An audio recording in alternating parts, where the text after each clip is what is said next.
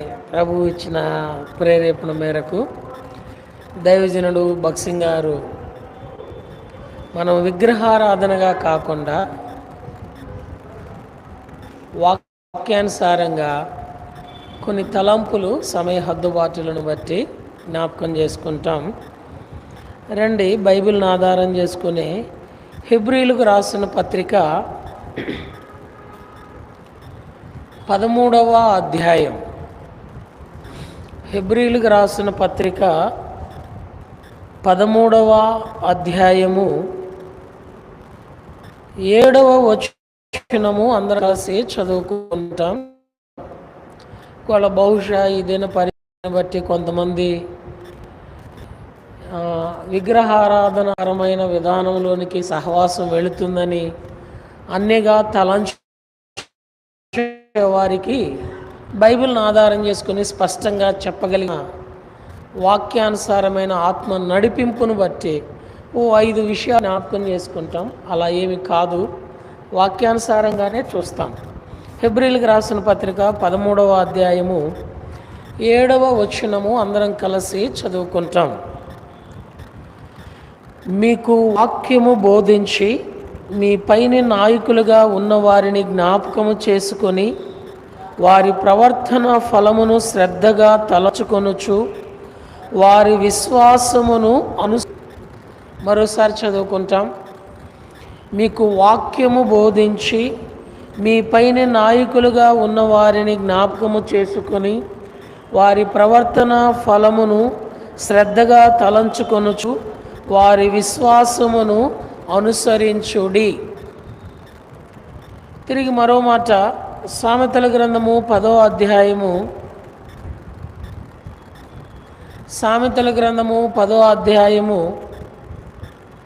7వ వచనం.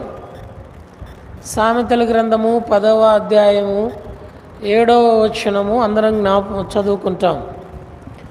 నీతిమంతుని జ్ఞాపకము చేసుకొనుట ఆశీర్వాదకరమగును, భక్తిహీనుల పేరు అసహ్యత పుట్టించును. ప్రభు సహాయం కొరకు చిన్న ప్రార్థన చేసుకుంటాం.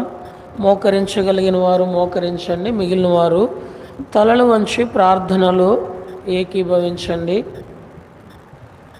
ప్రేమ కలిగిన మా తండ్రి, పరిశుద్ధుడు అయిన మా దేవ, యేసు ప్రభు వారి పరిశుద్ధమైన నామం పేరిట స్తోత్రాలు చెల్లిస్తూ ఉన్నాం.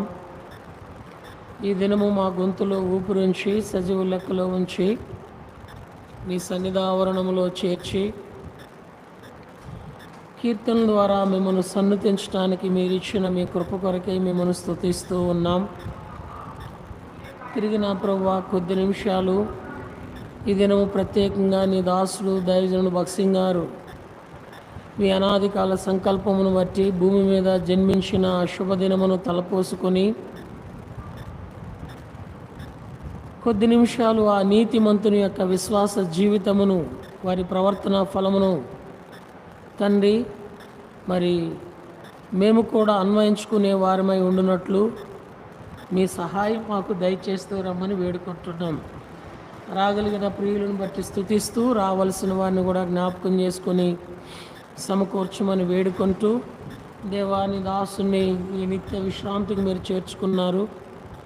నీ దాసుని జన్మ ద్వారా, నీ దాసుని యొక్క సేవా పరిచర్య ద్వారా అల్పుడను ఐగురుడను అపాత్రుడైన నేను కూడా మీ పరలోకపు ప్రేమను గుర్తెరగటానికి నా ఎడల మా ఎడల మీరు చూపిన మీ అపారమైనటువంటి ప్రేమ కొరకై స్తోత్రాలు చెల్లిస్తూ ఆ రీతిగా మీ ఆత్మ సహాయము నడిపింపు సాధించి మేము పొందమని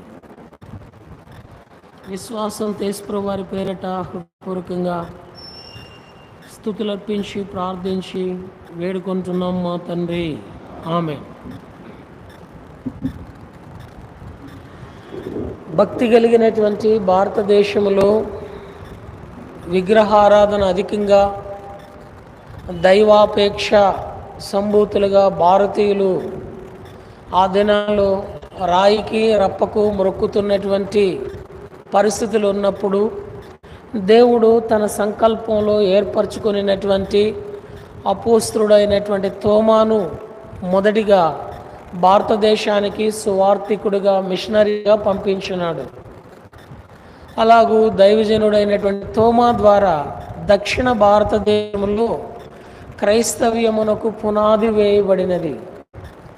ఆ తదుపరి కాలగమనములో దైవజనుడు విలియం కేరీ గారు ఆ పరిచర్యలో ధీరోదాత్తమైనటువంటి సేవ, దేవుని ప్రజలైన వారి కొరకు దేవుని వాక్యమును కఠోరమైనటువంటి పరిస్థితులలో ఈ దేవుని వాక్యమును దాదాపుగా 40 భాషల్లో పరిశుద్ధ గ్రంథం బైబిలు ప్రజలకు అందుబాటులోనికి తీసుకుని రావడానికి తను తన కుటుంబము ప్రాణత్యాగము చేసేంతగా భారతదేశంలో పరిచర్య చేస్తూ వచ్చారు.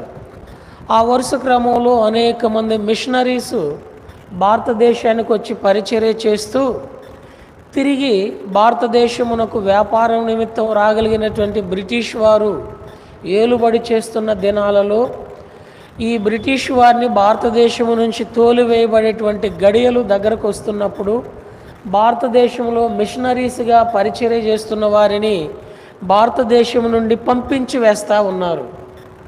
అలా పంపించి వేస్తూ ఉండటంలో భారతదేశంలో క్రైస్తవ్యము ఏమైపోతుందో అని కొందరు భక్తి కలిగినటువంటి స్త్రీలు ప్రార్థన చేస్తూ, దేవా, మా భారతదేశానికి విదేశాల నుంచి వచ్చిన మిషనరీస్ మాత్రమే ఇప్పటి వరకు పరిచర్య చేస్తూ ఉన్నారు.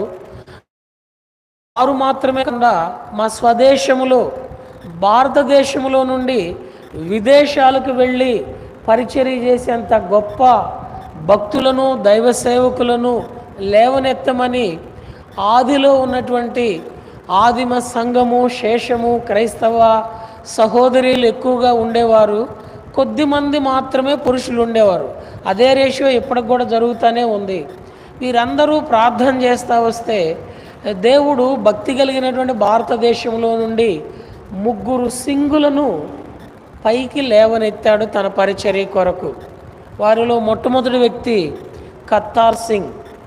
ఈ పేరు ఎక్కువగా క్రైస్తవ సమాజానికి పరిచయం ఉండదు. ఇతడు 40 సంవత్సరాలు పరిచర్య చేశాడు. ఈ 40 సంవత్సరాలు చేసిన పరిచర్య ఏమిటయ్యా అంటే ప్రార్థన. ప్రతిరోజు ఉదయం నుండి సాయంకాలం వరకు, సాయంకాలం నుండి ఉదయం వరకు 40 సంవత్సరాలు ఒకే ఒక పరిచర్య. టిబెట్ హిమాలయ పర్వతాల మీద అతడు 40 సంవత్సరాలు ప్రార్థన చేస్తూ భారతదేశాన్ని చూసి, ప్రభువా, భారతదేశంలో క్రైస్తవ్యమును క్రైస్తవ్యముగా జరిగించేదాని కొరకు నీ ఏర్పాటులో ఉన్న వారిని మీరు లేవనెత్తండి అని పరిచర్య చేసి 40 సంవత్సరాలు తనువు చాలించి కఠోరమైన శిక్ష, మరణశిక్ష భరించిన వాడై దేవుని కొరకు హతసాక్షిగా చేయబడినాడు. ఆ తరువాత మనందరికీ పరిచయం ఉన్న రెండవ భక్తుడు ఎవరయ్యా అంటే సుందర్ సింగ్. కాషాయి వస్త్రాలు ధరించుకొని ప్రభువు కొరకు దేశమంతా కాలినడక మీద రక్తసిక్తమైనటువంటి యేసుక్రీస్తు వారి యొక్క సిలువను ప్రచురం చేస్తూ వచ్చినారు కనుక బైబిల్ పండితులు అతడికి సాధు సుందర్ సింగ్ అని బిరుదిచ్చారు. సాధువు అని బిరుదిచ్చి ఆయన సాధు సుందర్ సింగ్ గారు పరిచర్య అలాగూ జరిగిస్తూ సువార్థికునిగా ఆత్మల కొరకై దేవుని యొక్క రాజ్య సువార్త ప్రకటిస్తూ వెళ్ళాడు. ఆ తర్వాత కాలగమనంలో నిర్ణయకాల సమయంలో మన భారతదేశానికి స్వతంత్రము వచ్చి ఇక క్రైస్తవ్యము తరలిపోతుంది అనుకునేటువంటి గడియల్లో దేవుడు 1903లో జూన్ 6వ తేదీన తన దాసుడు దైవజనుడు భగత్ సింగ్ గారిని భూమి మీద జన్మింపజేశాడు. నేటికి 121 సంవత్సరాలు ఆయన జన్మించి 122వ సంవత్సరంలో మనం ప్రవేశపెట్టబడుతూ వచ్చాం. ఈ దైవజనుడు భగత్ సింగ్ గారి యొక్క సేవా పరిచర్య, వాళ్ళ అమ్మా నాన్నగారు బాగా ధనవంతులు, క్రైస్తవులంటే అసహించుకునేవారు. క్రైస్తవ పాఠశాలలో చదువుకున్నప్పటికీ యేసుక్రీస్తు వారి యొక్క ఆ ప్రవర్తన కానీ యేసుక్రీస్తు వారి కూర్చున్నటువంటి సంగతులు కానీ అంతగా మనసు ఉంచేవాడు కాదు. క్రైస్తవులంటే చాలా తక్కువ వారు, మేము చాలా ఎక్కువ వారు అని భక్తి గర్వంతో ఈ క్రైస్తవ పాఠశాలల్లో చదువుకున్న యేసుక్రీస్తు వారికి ఏమాత్రం కూడా ప్రాధాన్యత ఇచ్చినటువంటి వాడు కాదు.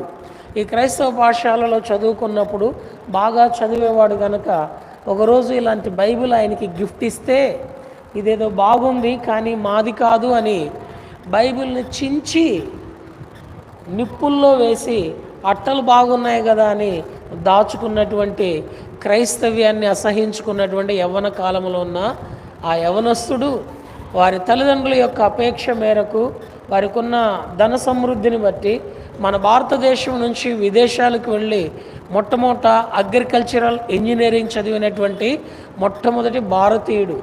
ఆ దినాల్లో మరి ఇతర దేశాలు వెళ్ళాలి అంటే ఓడల్లో ప్రయాణం చేయాలి, ధనవంతులు మాత్రమే వెళ్ళేవారు.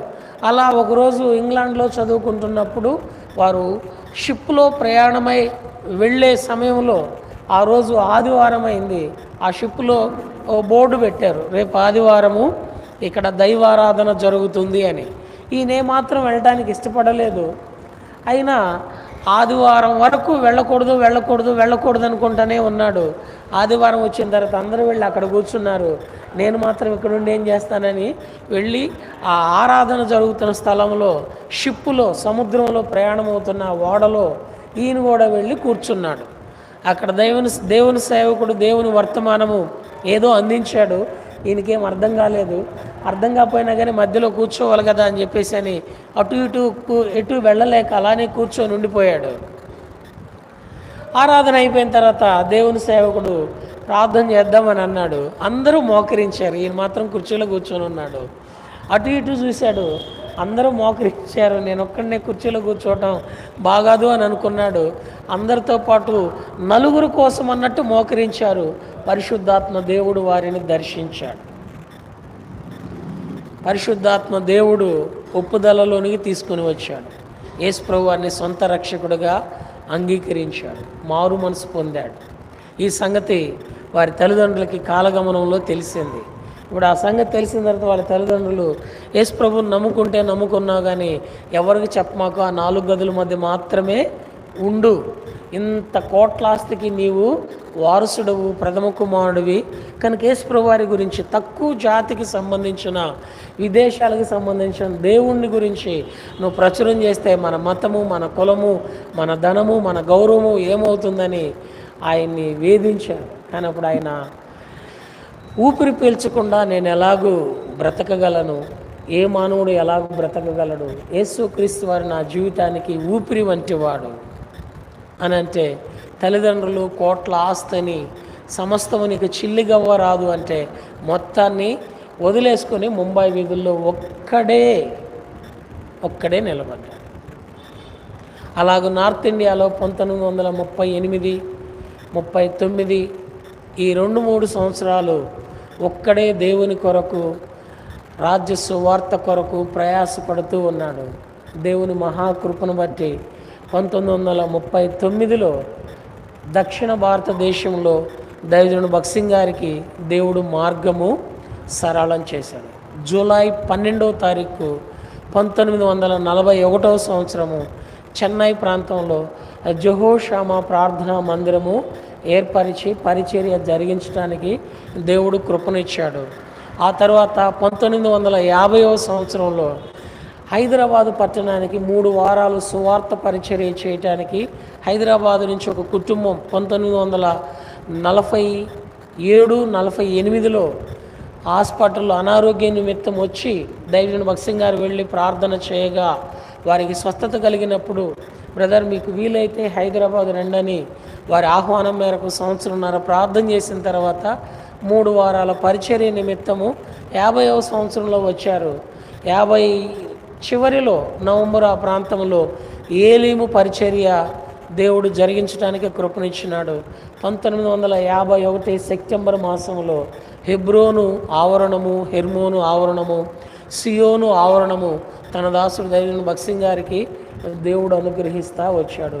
ఆ తర్వాత ప్రపంచవ్యాప్తంగా హెబ్రోను ఆధారం చేసుకొని దేవుని యొక్క రాజ్య సువార్త, ఆత్మల సంపాదన, దేవుని మందిరముల యొక్క నిర్మాణము, దేవుని సేవకుల యొక్క తర్ఫీదు, దేవుని సేవ కొరకే పెద్దలను, పరిశుద్ధులను, చిన్నబిడ్డలను, యవ్వనులను, ఇది వాక్యానుసారంగా బైబిల్కి అనుకూలంగా ఉన్నటువంటి భక్తి పరిచర్య అంటే ఇది అని ప్రపంచవ్యాప్తంగా రుజువు చేస్తూ వచ్చాడు. 1987లో పడక మీదకు వెళ్ళాడు. 86లోనే అనారోగ్యానికి గురయ్యాడు. 2000 సంవత్సరము సెప్టెంబర్ మాసము 17వ తేదీన ఆదివారం ఉదయం 5:30-6 గంటల సమయంలో ప్రభు పిలుపొందుకొని మహిమలోనికి పిలువబడినాడు. 2000 సంవత్సరము సెప్టెంబర్ 22వ తేదీ శుక్రవారం ఉదయమున 10 గంటలకి బరియల కార్యక్రమం ప్రారంభించబడి 2:30కి నారాయణగూడ సమాధుల తోటలో దైవజనుడు భక్సింగ్ గారి యొక్క బరియల కార్యక్రమం ముగించటమైనది. క్లుప్తంగా ఇదంతా మీ అందరికీ తెలుసు. అయితే కొంతమంది యవనస్తులకి, నూతనంగా వచ్చేవారికి, లైవ్ ద్వారా ప్రస్తుతము భవిష్యత్తులో వీక్షించే వారికి తెలియదు గనక క్లుప్తంగా ఆయన మనకేమీ విగ్రహం కాదు, విగ్రహారాధన అంతకంటే కాదు. పరలోకమందున్న దేవునిని భూమి మీద ఉన్నటువంటి భక్తులైన వారికి భక్తి విధానాన్ని రుజువుపరచడానికి దేవుడు వాడుకున్న ఆత్మ సంబంధమైన సాధనముగా, మన ఆత్మీయమైన తండ్రిగా వారి గురించి క్లుప్త వివరణ. తన దాసుడు దైవజనుడు భక్సింగ్ గారి యొక్క సేవ పరిచర్యలో ఎన్నో విషయాలు ఉన్నాయి. అయితే 5 విషయాలు మాత్రం సమయ హద్దుబాటులను బట్టి ఈ దినాన ఆయన పుట్టినరోజు సందర్భంగా జ్ఞాపకం చేసుకోవటానికి మనం పూనుకుంటాం. నెంబర్ 1, తన దాసుడు దైవజనుడు భక్సింగ్ గారు ఘనపరిచినట్లు ఈ దేవుని వాక్యాన్ని ఇంకెవ్వరూ కూడా ఘనపరచలేదు అంటే అది అతిశయోక్తి ఏమీ కాదు. అంతగా ఆ దైవజనుడు ఈ దేవుని వాక్యాన్ని ఘనపరిచాడు. అందుకనే మొదటి లక్షణంగా చాలా లక్షణాలు ఉన్నాయి. అసలు 5 అని చెప్పడానికి 70 సంవత్సరాల వారి యొక్క సేవా జీవితాన్ని 1 గంట వ్యవధిలో నాలాంటి అల్పుడైన వాడు, మీలాంటి భక్తులైన వారికి వివరించడం అనేది అనితర సాధ్యం, అసాధ్యం, అసంభవం. ఆయన పేరు ఉచ్చరించడానికి కూడా ఏమాత్రము యోగ్యత లేని అపాత్రుడను.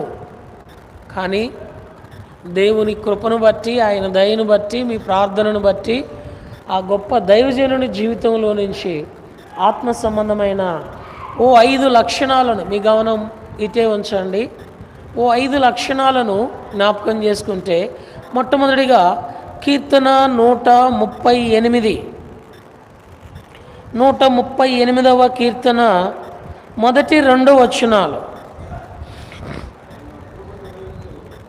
నేను నా పూర్ణ హృదయముతో నీకు కృతజ్ఞతాస్తుతులు చెల్లించుచున్నాను, దేవతల ఎదుట నిన్ను కీర్తించెదను, నీ పరిశుద్ధాలయము తట్టు నేను నమస్కారము చేయుచున్నాను, నీ నామమంతటి కంటే నీవిచ్చిన వాక్యమును నీవు గొప్ప చేసి ఉన్నావు. ఈ హానర్ ద స్క్రిప్చర్స్. దేవుడు వాక్యమై ఉన్నాడు. వాక్యమై ఉన్న దేవునిని ఘనపరచడానికి తన దాసుడు ఘనపరిచినట్లుగా ప్రపంచ క్రైస్తవ చరిత్రలో మరి ఏ దాసుడు ఘనపరచలేదు అంటే అది అతిశయమేమీ కూడా కాదు. అంతగా ఈ దాసుడు దేవుని వాక్యాన్ని ఘనపరిచినాడు. అందుకనే ప్రపంచవ్యాప్తంగా మీరు ఏ బోధకుడు, భక్తుడు, బైబిల్ పండితులనైనా చూడండి, ముఖ్యంగా ఈ దినాల్లో చూస్తే బైబిల్ని ఎలా పట్టుకుంటున్నారంటే, ఇలా పట్టుకొని ఏదో ఎడం చేత్తో 2-3 వేళ్లతో బైబిల్ని పట్టుకొని తిరిగే బోధకులు ఉన్నారు. మరి కొంతమంది అయితే ఇలా పట్టుకొని తిరిగే బోధకులు ఉన్నారు. కానీ దైవజనుడు భక్సింగ్ గారు పిక్చర్, ఫోటో కనుక మీరు ఎక్కడ కనబడినా ఆయన కుడి చేత్తో బైబిల్ పట్టుకునేవాడు, గుండెలకు హత్తుకొని ఉండేవాడు, దేవుని వాక్యమును ఘనపరిచేవాడు. ఇలాంటి దైవజనుడు ప్రపంచవ్యాప్తంగా మీకు ఎవరైనా కనబడితే బహుశా అరుదుగా ఉండొచ్చేమో, నాకు తెలిసి ఎవరూ కనపడలేదు. ఈయన ఘనపరిచినంతగా మరి ఎవ్వరూ కూడా ఘనపరచలేదు. ఒక చిన్న ఉదాహరణ, 1950వ సంవత్సరంలో మన గుంటూరు ప్రాంతంలోనే కాన్వకేషన్ పరిశుద్ధ సమాజ కూడికలు జరుగుతూ ఉన్నాయి. భక్సింగ్ గారు 3 రోజులు వాక్యం చెప్పడానికి రానై ఉన్నారు. అప్పటికే బైబిల్ సొసైటీ వాళ్ళు రకరకాలైన బైబిళ్ళు ముద్రించారు, తెలుగులో బైబిళ్ళు ముద్రించారు, కానీ ఎవ్వరూ కొనట్లేదు. ఆ దినాల్లో క్రైస్తవుల కుటుంబాలలో 4, 5, 6 ఉంటే ఇంటికి ఒక బైబిల్ ఉంటే గొప్ప, లేదా ఊరికి ఒక బైబిల్ ఉంటే గొప్ప. అలాంటి దినాల్లో ఎవరి దగ్గరికి వెళ్ళి అడిగినా మా దగ్గర బైబిల్ సొసైటీలో బైబిళ్ళు ఎక్కువ ఉన్నాయని చెప్తా ఉంటే ఎవరూ తీసుకోవట్లేదు. కానీ ఒక ఆయన సలహా ఇచ్చాడంట, మీ దగ్గర ఎన్ని బైబిళ్ళు ఉన్నాయో నాకు తెలియదు, కానీ మీ దగ్గర ఉన్న బైబిళ్ళు మొత్తం అమ్ముడు పోవాలి అంటే బైబిల్కి ప్రాధాన్యత ఇచ్చే బోధకుడు మాకు ఈ మధ్య ఒక ఆయన కనపడతా ఉన్నాడు. ఆయన పేరు బ్రదర్ బక్సింగ్. ఆయన ఇప్పుడు మన గుంటూరు ప్రాంతం రాబోతూ ఉన్నాడు. మీరు వెళ్ళి కనుక ఆయన్ని కలిస్తే మీకు ఏదన్నా మేలు జరగవచ్చు అని చెప్పారు. అప్పుడు బక్సింగ్ గారి దగ్గరికి వెళ్ళి ఈ బైబిల్ సొసైటీలో ఉన్నవారు, సార్ మా దగ్గర తెలుగులో ముద్రించబడిన బైబిళ్ళు ఉన్నాయండి అంటే, అప్పుడు బక్సింగ్ గారు అన్నారంట, ఎన్ని బైబిళ్ళు ఉన్నాయి? అప్పుడు వీళ్ళు అనుకున్నారంటే, ఎన్ని కొంటాడు ఈయన? మహా కొంటే 1 కొంటాడు, లేకపోతే 2 కొంటాడు. ఈయన పక్కన ఉన్న 2, 3 లేకపోతే 10 మంది తలా 1 కొనిపిస్తాడు. ఎన్ని ఉన్నాయి అంటాడు ఏంటి ఈయన అంటే, చాలా ఉన్నాయి సార్ అన్నాడంట. సరే ఓ పని చేయండి, మీ దగ్గర ఎన్ని బైబిళ్ళు ఉంటే అన్ని బైబిళ్ళు రేపు ఇక్కడ కాన్వకేషన్ పరిశుద్ధుల సమాజ కూడిక జరుగుతూ ఉన్నది, మీరు అక్కడికి తీసుకొచ్చి ఎంట్రన్స్లో స్టాల్ పెట్టండి అని చెప్పాడంట. వాళ్ళు అనుకున్నారంట, ఉన్నాయి అన్నీ తెమ్మంటున్నాడు, ఇన్ని ఎవరు కొంటారు, ఎందుకు కొంటారు, ఎలా కొంటారు అని చెప్పేసి అనుకుంటూ అనుమానంగానే వారి దగ్గర ఉన్న బైబిళ్ళు అన్నీ తీసుకొచ్చి స్టాల్ దగ్గర ఓపెన్ చేసి పెట్టారు. ఆ రోజు దేవుని వాక్యం యొక్క విశిష్టతను గురించి దైవజనుడు వాక్యం చెప్తా వస్తే అందరి హృదయాలు దేవుని వాక్యం ద్వారా తాకబడినాయి. ప్రతి ఒక్కరి హృదయంలో ఆలోచన ఏమొచ్చిందంటే, నాకు కూడా దేవుని వాక్యం కావాలా, నాకు కూడా దేవుని వాక్యం కావాలా, నాకు కూడా దేవుని వాక్యం కావాలని ఎగబడి ఆ బైబిల్ స్టాల్స్లో ఉన్న బైబిల్ అన్నీ కొనుక్కున్నారు. అన్నీ అయిపోయినాయి, ఒక్కడు కూడా లేవు, అన్నీ అయిపోయినాయి. అప్పుడు వాళ్ళల్లో కొంతమంది అన్నారంట, పోయి బక్సింగ్ గారికి థ్యాంక్స్ చెబుదాము, ఈ దాదాపుగా మనము 2 సంవత్సరాల నుంచి బాధపడతా ఉన్నాము, ఈ చెదలు పడతాయేమోనని. అలాంటిది ఒక్క రోజులోనే మొత్తం అయిపోయినాయి, వెళ్ళి థ్యాంక్స్ చెబుదామంటే మరి కొంతమంది అన్నారంట, మరి 3 రోజులు మీటింగ్స్ అన్నారు, ఒక్క రోజులోనే అయిపోయినాయి, మరి రేపటికి ఎల్లుండికి అంటే మనం ఏం చెప్తాము? ఏదన్నా చెప్పని ముందు ఆయన మనకిచ్చిన ఈ అవకాశాన్ని బట్టి వెళ్ళి ఆయనకి కృతజ్ఞతలు చెబుదామని చెప్పేసి వెళ్ళి ఆయన కలవగానే, మీ దగ్గర ఉన్న బైబిల్ అన్నీ ఉన్నాయా, అయిపోయినాయా అన్నాడంట. మొత్తం అయిపోయినాయి సార్ అంటే, మరి రేపు ఎల్లుండి జరిగే మీటింగ్స్కి బైబిల్ ఎలా తీసుకొస్తారు? దేవుని వాక్యమును గూర్చినటువంటి విశిష్టత, ఘనత, గౌరవము, గొప్పతనము ఈ దేవుని వాక్యంలో నుంచి ఆ దైవజనుడు నేర్చుకుని వాడై దేవుని ప్రజలైన వారికి వాక్యానుసారమైన క్రైస్తవ జీవితాన్ని నేర్పించాడు. ఈరోజు ఈ సంఘ క్రమంలో వాక్యానికి ఉన్న ప్రాధాన్యత బైబిల్లో ఉన్న క్రమానుసారంగానే తీసుకొని వచ్చాడు. ఉదాహరణకు చూడండి, ఆ దినాల్లో మన సహవాసంలో యొక్క పరిచర్య ఉదయం 9 గంటలకి ఆరాధన ప్రారంభిస్తే 2, 3 అయ్యేది. మిగిలిన డినామినేషన్స్లో ఉన్నటువంటి భక్తులు ఆరాధన సమయము అర్ధగంటో లేకపోతే గంటో ముగిసిపోయేది. ఇంతసేపు ఏం చేస్తారయ్యా అంటే, ఎక్కువసేపు మందిరంలో ఉన్నారు అంటే బక్సింగ్ గారు సహవాసం అనేవాడు. ఇంతసేపు ఏం చేస్తారంటే అది వాక్యానుసారమైన భక్తి అని రుజువు చేశాడు, చెప్పాడు. ఉదాహరణకి రాబోయే తరానికి అనగా మన పిల్లలకి మనం చెప్పుకోవటానికి ఈ వాక్యానికి ఉన్న ప్రాధాన్యతను ఆ దైవజనుడు ఎలాగూ అలవర్చి సంఘానికి నేర్పించాడో మనం జ్ఞాపకం చేస్తే, ఆదికాండం 12వ అధ్యాయంలో దేవుడు అబ్రహామును పిలిచి ఏం చేసినాడండి? ఆశీర్వదించినాడు. Speaks to salvation. 13వ అధ్యాయంలో ఇవన్నీ మీకు తెలుసు కాబట్టి నేను ఊరినే ఓరల్గా చెప్తా ఉన్నాను. అన్ని రిఫరెన్స్లు చూసి చెప్పాలంటే సమయం సరిపోదు. ఆ దైవజనుని యొక్క సేవా పరిచర్యలో ఉన్న శ్రేష్టమైన విషయాలు చెప్పడానికి నా వయసు కూడా సరిపోదు, నా జీవితకాలం కూడా సరిపోదు. ఆదికాండం 12వ అధ్యాయంలో అబ్రహామును ఏం చేశాడండి? బైబిల్ స్టడీ అంటే మీరు మాట్లాడాలి, నేను మాట్లాడాలి, ఇద్దరం కలిసి ధ్యానించేది బైబిల్ స్టడీ. అబ్రహామును దేవుడు ఏం చేసినాడు? పిలిచి ఆశీర్వదించాడు. ఇదేం జ్ఞాపకం చేస్తుందయ్యా అంటే సాల్వేషన్, రక్షణ. భూమి మీద ఉన్న ప్రతి మానవుడు రక్షణ ఆశీర్వాదంలోనికి రావాలా. ఇప్పుడు ఆదికాండం 13వ అధ్యాయంలో అబ్రహాం ఏం చేసినాడు? లోతు నుండి వేరయ్యాడు. వాక్యానికి ఆయన ఇచ్చే ప్రాధాన్యతను బట్టి వాక్యం మన గమనంలోనికి రావడానికి జ్ఞాపకం చేస్తా ఉన్నా. లోతు నుండి వేరే ఏం చేసినాడు జానన్న? బలిపీఠం కట్టాడు. Speaks to worship. రక్షించబడిన వ్యక్తి మాత్రమే లోకానికి వేరు కాగలడు, ప్రత్యేకమైన జీవితంలోనికి రాగలడు. ఆ ప్రత్యేకమైన జీవితంలోనికి రాగలిగిన వ్యక్తి మాత్రమే బలిపీఠం దగ్గర ప్రభువుని ఆరాధించగలడు. ఆరాధించిన జీవితం కలిగిన వాడు. ఆదికాండం 14వ అధ్యాయంలో ఏముంది? మెల్కీసెదెకు క్రమము చొప్పున ప్రభు బల్ల, షాలేము రాజుకి కానుక, ఆరాధన. అవునా కదా? ఆదికాండం 14వ అధ్యాయంలో లార్డ్స్ టేబుల్, 12వ అధ్యాయంలో రక్షణ, 13వ అధ్యాయంలో ఆరాధన. లోకం నుండి వేరై అనగా లోతు నుండి వేరై ప్రత్యేకించబడిన వాడైతేనే ఆరాధన. అందుకని ఈ దినాల్లో కూడా చూడండి, చాలామంది భక్తులుగా పిలువబడుతున్న వారిలో ఆరాధనలో ఏమొస్తుందంటే ప్రార్థన వస్తుంది. అంటే వాళ్ళలో ఏం లేదని అర్థం? రక్షణ లేదని అర్థం. రక్షణ అనుభవం కలిగిన వాడు ఆరాధిస్తాడు. రక్షణ అనుభవం కలిగిన వాడు ప్రత్యేకించబడతాడు, లోతు నుండి వేరవుతాడు. రక్షణ అనుభవం కలిగిన వాడు ప్రత్యేకించబడిన వాడై, ఆరాధించిన వాడై ఆశీర్వచన పాత్రలోనికి వస్తాడు. ఆశీర్వచన పాత్ర. ఆదికాండం 14వ అధ్యాయం అయిపోయిన తర్వాత ఆదికాండం 15వ అధ్యాయం ఏమైందయ్యా అంటే ఫైనల్ మెసేజ్. ఆదికాండం 15వ అధ్యాయం మొదటి వచనంలో ఏముంది? ఈ సంగతులు జరిగిన తరువాత యెహోవా వాక్యము అబ్రహామునకు ప్రత్యక్షమై.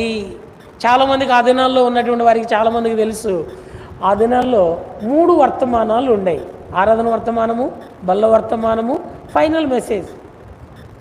ఇప్పుడు అవన్నీ పరిస్థితులన్నీ తారుమారైపోయినాయి కనుక ఫైనల్ మెసేజ్ కూడా ఏమైందో అర్థం కావట్లేదు.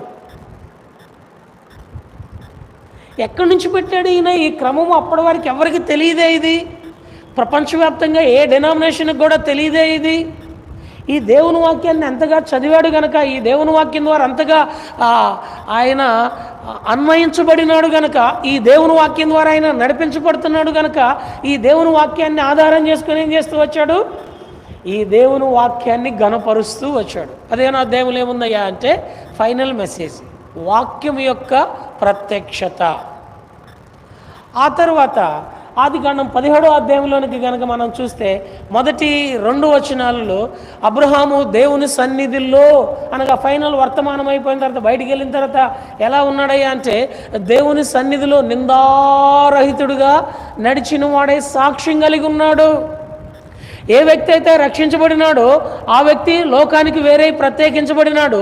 ఏ వ్యక్తి అయితే ప్రత్యేకించబడినాడో ఆ వ్యక్తి ఆరాధించినాడు.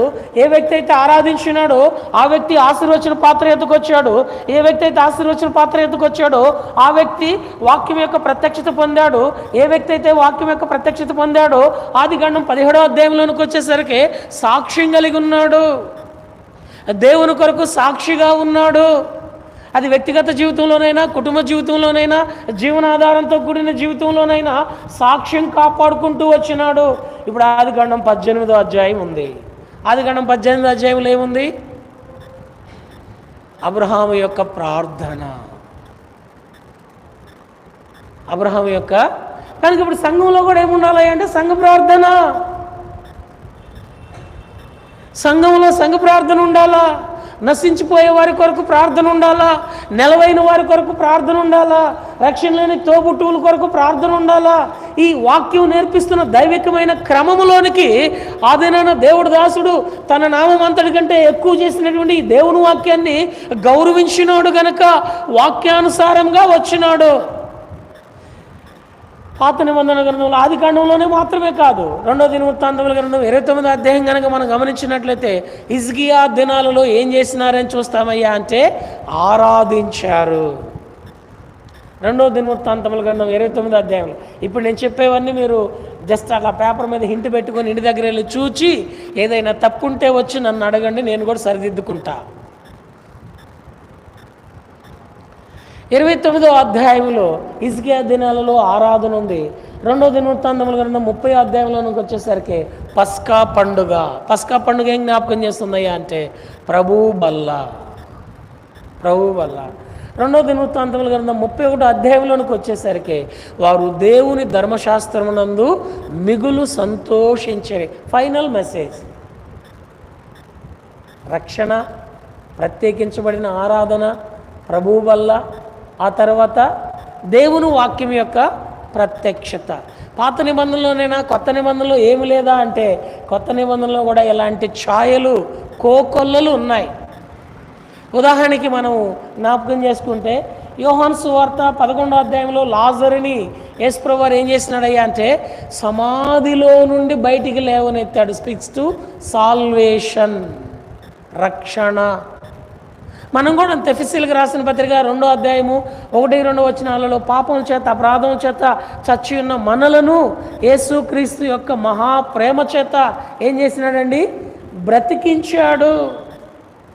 పాత నిబంధనలో ఏ వాక్యం యొక్క ప్రత్యక్షత అయితే దేవుడు అనుగ్రహిస్తూ వచ్చినాడు అదే వాక్యం యొక్క ప్రత్యక్షత క్రొత్త నిబంధనలో ఇచ్చినాడు. ఈ పాత కొత్త నిబంధనలో ఉన్నటువంటి వాక్యం యొక్క ప్రత్యక్షతను ఈ దినాలలో తన దాసుడు దైవజనుడు భక్సింగ్ గారికి దేవుడు నేర్పించిన వాడై ప్రపంచవ్యాప్తంగా దేవుని వాక్యాన్ని గణపరిచే ఆ శ్రేష్టతను దేవుడు తన దాసుడికి ఇచ్చినాడు. ఈ మాటలు కొంతమంది వింటా ఉంటే అబ్బో ఇవన్నీ మాకు తెలియనియా, చిన్నప్పటి నుంచి వింటున్నాం కదా, ఈ చిన్నప్పటి నుంచి చెబుతున్నాం కదా అని లైవ్లోనైనా కామెంట్ చేసేవాళ్ళు ఉండొచ్చు, ఇక్కడ లైవ్లోనైనా అనాలోచనగా ఉండేవాళ్ళు ఉండొచ్చు. అయితే తెలిసిందే, మరి ఆయనకు కూడా తెలిసింది. ఆయన ఏం చేశాడు? వాక్యాన్ని గణపరిచాడు. మనకి తెలిసింది, మనం ఏం చేస్తున్నాం? వాక్యాన్ని గణపరచకపోగా వాక్యం చెప్తే జోల పాడినట్టు ఉంటాం. యోహాను సువార్త 11వ అధ్యాయంలో లాజరుని ఏం చేసినాడండి? దేవుడు సమాధిలో నుంచి బయటికి తీసుకొచ్చాడు. రక్షణ. ఇప్పుడు 12వ అధ్యాయంలోనికి వచ్చేసరికి మరియా యేసు ప్రభు పాదాలకు అత్తరు పూసి ఏం చేస్తూ ఉంది? ఆరాధిస్తుంది. చూడండి, వాక్యానుసారమైన క్రమంలోనికి ఎంత దైవికమైన నమూనాలోనికి ఆ దాసుడు రాగలిగినాడో. మరి అంతకుముందు ఇలా లేదే. ఇప్పటికీ అనేక డినామినేషన్స్లో ఈ బైబిల్ యొక్క వాక్యానుసారమైన అనుసరణలోనికి రావట్లేదే. మన పైన నాయకులుగా దేవుని వాక్యమును బోధించిన వారి యొక్క ప్రవర్తన ఫలమును, వారి విశ్వాసమును మనం నేర్చుకునవలసిన వారమై వాటిని నేర్చుకునే ప్రక్రియలో నేర్చుకునేది కాకపోగా ఇంకా డాష్. యోహాను సువార్త 11వ అధ్యాయంలో రక్షణ, యోహాను సువార్త 12వ అధ్యాయంలో వర్షిప్, యోహాను సువార్త 13వ అధ్యాయంలో ఏముంది? Lord's table. ప్రభువారు తువాలు నడుముకు కట్టుకొని వారి పాదాలు కడుగుతుంటే పేతురు అన్నాడు, అలాగైతే నన్ను నిలువెల్లా కడుగు. స్నానం చేసిన వాడు చేతులు కడుక్కోవాలి తప్ప మరలా మాటికి స్నానం చేయాల్సిన అవసరం లేదు. కడగబడిన వారమై ఎక్కడికి రావాలా? ఆశీర్వచన పాత్ర యొద్దకు రావాలా. కడగబడని హృదయంతో అక్కడే ఒకడున్నాడు. ఎవడాడు? వాడు కూడా పిలువబడిన వాడే, వాడు కూడా ఏర్పరచబడిన వాడే, వాడు కూడా ప్రభు వాళ్ళ దగ్గర ఉన్నవాడే, వాడు కూడా ప్రభువును చూచిన వాడే. ఎవడాడు? వాడు ఆ మొక్క పుచ్చుకొనగానే వానిలోనికి సాతాను ప్రవేశించెను. ఎవడయ్యా అంటే వాడు ఈ రక్షణ అనుభవంలోనికి రాక, ప్రత్యేకించబడక, కడగబడక. కానీ యోహాను సువార్త 13వ అధ్యాయంలో ప్రభువు బల్ల. ఇవన్నీ చూస్తూ ఉంటే మనసు ఎంత ఉప్పొంగుతుందయ్యా అంటే ఇంత వాక్యానుసారమైన సంఘ సత్యంలోనికి దేవా అయోగ్యుడనైన నన్నును మమ్మల్ని కూడా తీసుకుని రావడానికి ఆ దినాన నీ దాసుడు దైవజనుడు భక్సింగ్ గారిని మీరు లేవనెత్తకపోతే క్రైస్తవ ఆచార సాంప్రదాయ పద్ధతుల్లో ఆ దినాల్లో ప్రభు వల్ల ఎలా ఉండేది? ఇక్కడ ఉండేది పాస్టర్ గారు, అక్కడ ఉండేవారు. వచ్చే వాళ్ళందరికీ నోరు తెరిచి పాస్టర్ గారు పెట్టాలా. ఈ దినాల్లో ఈ వాక్యానుసారమైన విధానంలో ప్రభు వల్ల ఎక్కడుంది? అందరికీ మధ్యలో ఎవరు తీసుకోవాలా?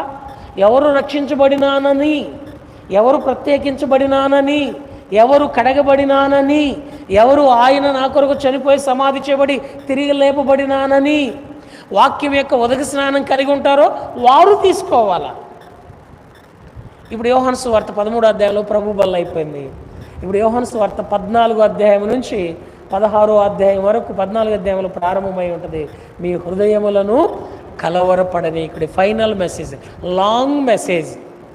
14వ అధ్యాయం నుంచి 15, 16, 3 అధ్యాయాలు ఒకే వర్తమానం.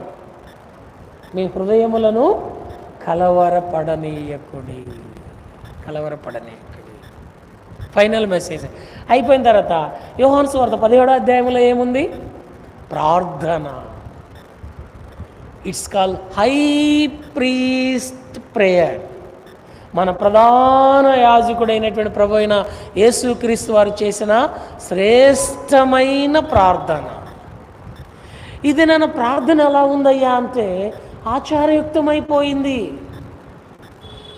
వాక్యానుసారంగా సంఘమైతే ప్రార్థనలోనికి రావాలా. ఎలాంటి ప్రార్థనలోనికి రావాలంటే వాక్యానుసారమైన ప్రార్థనలోనికి రావాలా. ఆదికాండము 18వ అధ్యాయంలో అబ్రహాం ఏం కలిగి ఉన్నాడు? ప్రార్థన కలిగి ఉన్నాడు. యోహాను సువార్త 17వ అధ్యాయంలో కొత్త నిబంధన సంఘం ఏం కలిగి ఉండాలని చెప్తున్నాడు? ప్రార్థన కలిగి ఉండాలని చెప్తున్నాడు. ఇప్పుడు యోహాను సువార్త 17వ అధ్యాయం అయిన తర్వాత 18వ అధ్యాయం ఏం గుర్తు చేస్తుంది? అక్కడ రోమా సామ్రాజ్యంలో ఉన్నటువంటి గవర్నర్ ఉన్నాడు.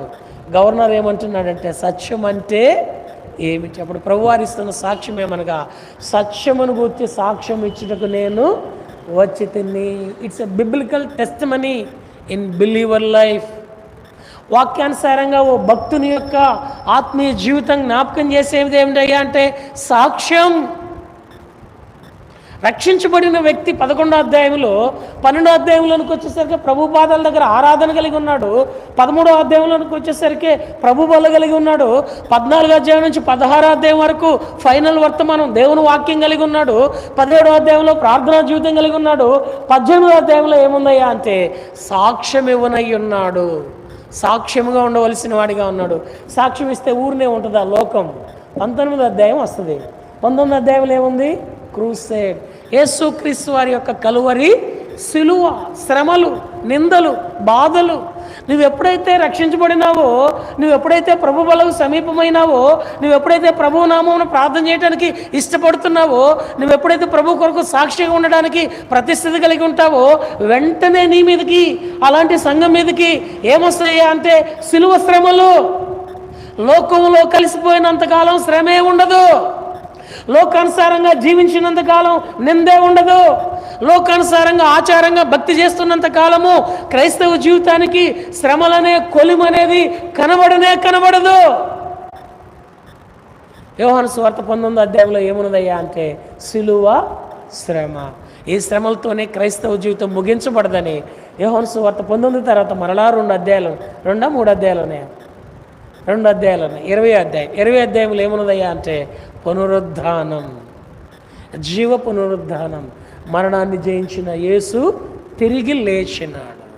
మనం కూడా అట్టి జీవ పునరుద్ధానం. ఎవరైతే క్రీస్తు కొరకు శ్రమ అనుభవిస్తారో వారి శ్రమలో దేవుడు ఏమనుగ్రహిస్తాడయ్యా అంటే జీవ పునరుద్ధానాన్ని అనుగ్రహిస్తాడు. అప్పుడు 21వ అధ్యాయంలో యేసు వారికి తన భక్తులైన వారికి శ్రేష్టమైనటువంటి కాన్వర్జేషన్ కలుగుతుంది. యేసు వారు పేతురుని పట్టుకొని డూ యూ లవ్ మీ? పేతురు, నీవు నన్ను ప్రేమించుచున్నావా? వీరందరికంటే నన్ను ఎక్కువగా ప్రేమించుచున్నావా? అప్పుడు పేతురికి యేసు వారు ఇచ్చినది ఏమిటంటే నా మందను కాయు. ఊరినే కాయలేరు, కుటుంబాన్ని ఊరినే కాసుకోలేరు, సంఘాన్ని ఊరినే కాయలేరు. ఈ కాసే ధన్యతలోనికి రావాలి అంటే యోహాను సువార్త 11వ అధ్యాయంలో తిరిగి జన్మించిన అనుభవంలోనికి రావాలా, సమాధిలో నుంచి బయటికి రావాలా, లోకంలో నుండి, పాపంలో నుండి, శాపంలో నుండి బయటికి రావాలా, మారు మనసు పొందాలా, రక్షణ పొందాలా.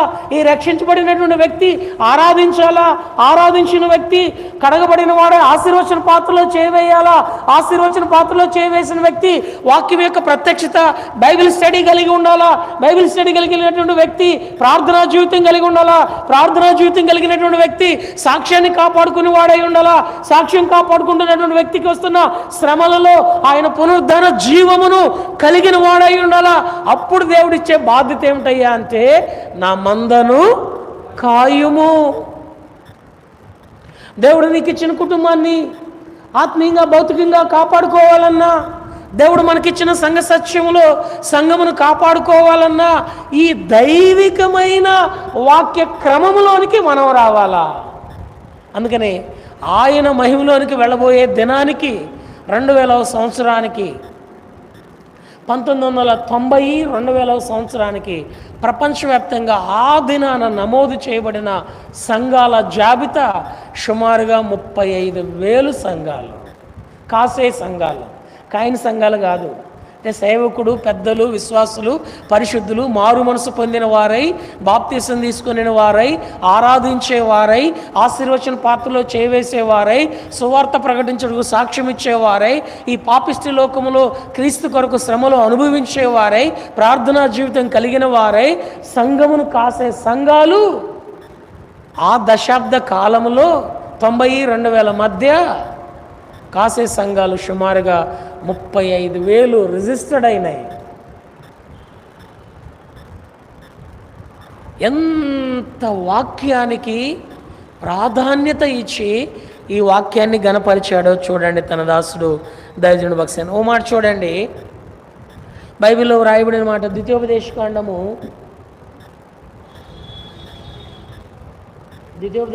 17వ అధ్యాయం, ద్వితీయోపదేశకాండము 17వ అధ్యాయము 18వ వచనం. రాజ్యసింహాసనమందు ఆసీనుడై ఉన్న తరువాత లేవీలైన యాజకుల స్వాధీనములో ఉన్న గ్రంథమును చూచి ఆ ధర్మశాస్త్రమునకు ఒక ప్రతిని తన కొరకు వ్రాసుకొనవలెను, అది అతని యొద్ద ఉండవలెను.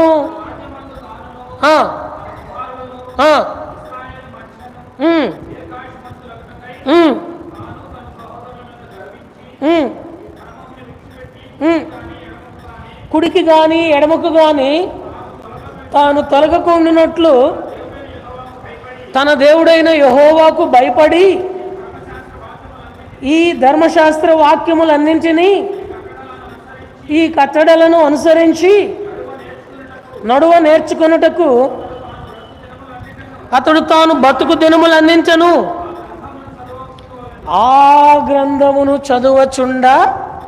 ఈ దేవుని వాక్యానుసారమైన క్రమమును ఆత్మీయ జీవితంలో, కుటుంబ జీవితంలో, సంఘ జీవితంలో తీసుకుని రావడం మాత్రమే కాక ప్రతి వానికి సొంత ప్రతి అదనంలో రాసుకోవాలి. అయితే తన రాసుడు దైవజనుడు విలియం కేరీ గారి పుణ్యమా అంట, దేవుని దయా సంకల్పమా అంట, బైబిల్ సొసైటీ వారిని ఈ దినాల్లో కూడా దేవుడు మన కొరకే ఉంచి భక్సింగ్ గారి యొక్క సేవా పరిచర్య క్రమములో ప్రతి వానికి వాని కోరుకున్న విధానములో ప్రతి వాని చేతుల్లోనికి ఏం తీసుకొని రాబడిందండి? బైబిల్ తీసుకొని రాబడింది. ఈ బైబిల్ మన దగ్గర ప్రతి వానికి సొంతంగా కలిగి ఉండాలి. ఈ బైబిల్ని ఏం చేయాలయ్యా అంటే చదవాలి. ఇది ప్రపంచానికి నేర్పించాడు. అందుకని ఆయన ప్రతిరోజు ఏ విశ్వాసి కనబడినా, ఏ సేవకుడు కనబడినా ఆయన నోట నుంచి వచ్చే మొట్టమొదటి మాట ఏమిటయ్యా అంటే, my dear brother and sister, are you read the Bible today? నా ప్రియమైన సహోదరి సహోదరుడా, ఈ దినాన నీవు నీ దినభాగమును దేవుని వాక్యమును ఎందుకు కుడికి కానీ ఎడమకు కానీ తొలగకుండానట్లు. అంత మాత్రమే కాదు, ద్వితీయోపదేశకాండము 6వ అధ్యాయము 4వ వచనం నుంచి 9వ వచనం వరకు మనం చూస్తే, ఇశ్రాయేలు వినుము, నీ దేవుడైన యెహోవా అద్వితీయుడైన యెహోవా అని నీ పిల్లలు కూర్చున్నప్పుడు, లేచినప్పుడు, పడుకున్నప్పుడు దేని గురించి మాట్లాడాలా? వాక్యం గురించి మాట్లాడాలి. ఆ దినాల్లో భక్తులైన వారు అలానే మాట్లాడేవారు. ఈ దినాల్లో భక్తులైన వారు దేని గురించి మాట్లాడుతున్నారు? డాష్. అవి నీ నా ద్వార బంధముల మీద, గుమ్మముల మీద, తలుపుల మీద చేతికి నీ బాసకము వలె ఏం చేయాలా? వ్రాసుకోవాలా. అందుకనే ఆ దినాల్లో ఏ గోడ మీద దేవుని వాక్యం కనబడినా ఆ ఇల్లు ఎవరి ఇల్లు అనేవారంటే భక్సింగ్ గారి సహవాసానికి వెళ్ళే ఇల్లు అనేవారు. ఏ మందిరం మీద దేవుని వాక్యం కనబడినా ఈ మందిరం ఎవరి మందిరం అనేవారంటే భక్సింగ్ గారి సహవాసానికి సంబంధించిన మందిరం అనేవారు. ఇది నన్ను దాన్ని అందరూ కాపీ కొడుతున్నారు, తప్పేం లేదు. కాపీ కొట్టు, మంచి విషయాలు కాపీ కొట్టుకోవచ్చు, వాళ్ళు అలా రాసుకుంటున్నందుకు తప్పేం కాదు. కానీ ఈ దేవుని వాక్యాన్ని ఘనపరిచినటువంటి ఆ దైవజనుని యొక్క అడుగుజాడలలో మన వ్యక్తిగత జీవితమందు, కుటుంబ జీవితమందు, సంఘ జీవితమందు ఎలా ఉన్నాము అన్నది. ఈ హానర్ ద స్క్రిప్చర్, దేవుని వాక్యాన్ని ఘనపరిచినవాడు. రెండవ తలంపు తీసుకుంటే ఈ honour the sanctuary of God, దేవుని మందిరాన్ని ఘనపరిచేవాడు. ఏం చేసేవాడండి? దేవుని మందిరాన్ని ఘనపరిచేవాడు. అప్పటి వరకు ప్రపంచ క్రైస్తవ చరిత్రలో దేవుని మందిరాలు ఎలా ఉంటాయి అంటే విస్తారమైన కట్టడలు, ఆకాశానికి అంటుకున్నంత టవర్లు దేశ విదేశాల్లో. మన భారతదేశంలో కూడా కొన్ని చర్చీల యొక్క రూపురేఖలు ఎలా ఉండేవి అంటే టవర్లకే ఎక్కువ ఖర్చు పెడతా ఉండేవాళ్ళు.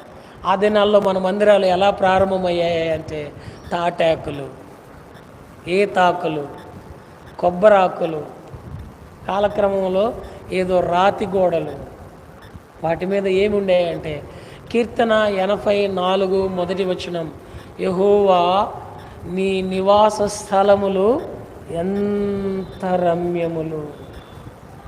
ఇప్పటికీ మీరు కావాలంటే హెబ్రోను కాంపౌండ్ ప్రహరీ గోడ దగ్గర మీరు గమనిస్తే 1951లో వ్రాయించిన వాక్యం. ఇంక దాన్ని మార్చడానికి ఎవ్వరికి ఏమి లేదు, రాదు. ఆ వాక్యాన్ని తిరిగి పెయింట్ అప్లై చేయడమే తప్ప ఏమని రాసి ఉంటుందండి ఆడ? గుర్తుందండి? హెబ్రోన్కి ఎంటర్ అవుతుంటే సైడు ప్రహరీ వాల్ ఉంటుంది. ఆ వాల్కి ఉన్న మాట కీర్తన 84:1, యెహోవా నీ నివాస స్థలములు ఎంత రమ్యములు. దేశ విదేశాల నుంచి ఆ దినాల్లో మిషనరీస్ కొంతమంది వచ్చి హెబ్రోన్ కాంపౌండ్లోకి ఎంటర్ అవుతూ ఆ వాక్యం చూసి నవ్వుకున్నారంట లోపలికి వెళ్ళాక. హెబ్రోన్ మందిరం ఎప్పటికీ మీరు చూస్తే లోపల వంకర టెంకరతో ఉన్న తుమ్మకర్రలు ఉంటాయి. అప్పుడు వాళ్ళందరూ ఆ కొన్ని దినాలు పరిచర్య అయిపోయిన తర్వాత భక్సింగ్ గారి దగ్గరకు వచ్చి, బ్రదర్ మీరు మందిరం, ఈ స్థలం అంతా కొత్త మందిరం నిర్మించుకోవడానికి మీరు ఆర్కిటెక్చర్ దగ్గరికి వెళ్ళి మొత్తం బ్లూ ప్రింట్, దీనికయ్యే ఖర్చు ఎస్టిమేషన్ ఎంత అయిందో మాకు చెప్పండి, మాకు పంపించండి, మేము ప్రార్థన చేసి మీకు సపోర్ట్ ఇస్తాము అని చెప్తే అప్పుడు భక్సింగ్ గారు వాళ్ళతో వెంటనే చెప్పిన జవాబు ఏంటంటే, నా దేవుడు అడుక్కునేవాడు కాదు, మీకంటే పేదవాడు అస్సలు కాదు. దేవుని మందిరానికి ఇచ్చిన ప్రాధాన్యత లోకస్తుల దగ్గరకు, లోకంలోని వాళ్ళ దగ్గరకు, లోకంలో ధనవంతుల దగ్గరకు వెళ్ళి అడుక్కొని తీసుకుని వచ్చే అది కాదు. అక్కడ ఎవరు నివసిస్తున్నారంటే దేవుడు, తన పరిశుద్ధ ఆలయమందుండు దేవుడు, తన పరిశుద్ధ ఆలయమందుండు దేవుడు, దేవుని మందిరము, దేవుని మందిరము. అందుకనే దేవుని మందిరానికి రండి, యాకోబు దేవుని మందిరమునకు వెళుదాము రండి. ఎక్కడికి వెళ్ళినా కానీ సువార్త చేసి చివరికి ఏమని అనౌన్స్మెంట్ ఉంటుందయ్యా అంటే స్థానికంగా బెరాకా ప్రార్థనా మందిరము, ఐతానగర్ స్టేట్ బ్యాంక్ ఎదురుగా ప్రతి ఆదివారం ఉదయం 9:30 గంటలకు దైవారాధన. ఒకవేళ అదే పాండ్రంగపేట వెళ్తే బేతేలు ప్రార్థనా మందిరం, ఒకవేళ అదే చెంచుపేట వెళ్తే బేతనీయ ప్రార్థనా మందిరం. చివరికి అడ్రస్ ఎవరిది ఇచ్చేవారయ్యా అంటే మందిరం అడ్రస్ ఇచ్చేవారు. అదే అలవాటు బాల్య దినాల్లో ఏ సేవకుల దగ్గర అయితే పెంచబడుతూ వచ్చామో వారి దగ్గర నేర్చుకుంది, బైబిల్లో చూసింది చివరికి అది చెప్తే కొంతమంది అంటారు, అన్న చచ్చిపోయినప్పుడు కూడా మందిరం అడ్రస్ చెబుతావు ఏందన్నా. దేవుని మందిరంగా చేయబడేది చావైనా పుట్టుకైనా పెళ్ళైనా ఏదైనా ఏ సందర్భమైనా ఆయన దేవుని మందిరానికి అంత ప్రాధాన్యత ఇచ్చాడు. ఈ దేవుని మందిరంలో ఈ వాక్యానుసారమైన క్రమమును ఆయన అన్వయించుకొని అలవాటు చేస్తూ వచ్చాడు. ఈ honour the sanctuary of God, దేవుని మందిరమును. అప్పటి వరకు మందిరాలకు ఏం పేర్లు ఉన్నాయి? వ్యక్తుల పేర్లు ఉన్నాయి. సెయింట్ థోమాస్, సెయింట్ లూకాస్, సెయింట్ పీటర్స్, సెయింట్ మేరీస్ ఉండే. అప్పటి నుంచి ఈ నిర్గమాకాండము 25వ అధ్యాయము 40వ వచనం, కొండ మీద ఏ ప్రత్యక్షతనైతే తన దాసుడు 17 మందితో వెళ్ళి ఆ రాత్రి సుమారుగా 1940 మే నెలలో పల్లవరపు కొండ మీద చెన్నై పట్టణం మందు ఆ రాత్రి పెట్రోమాక్స్ లైట్ తీసుకుని వెళ్ళి, ఆ రోజు లేవు పెట్రోమాక్స్ లైటే ఉండాలి.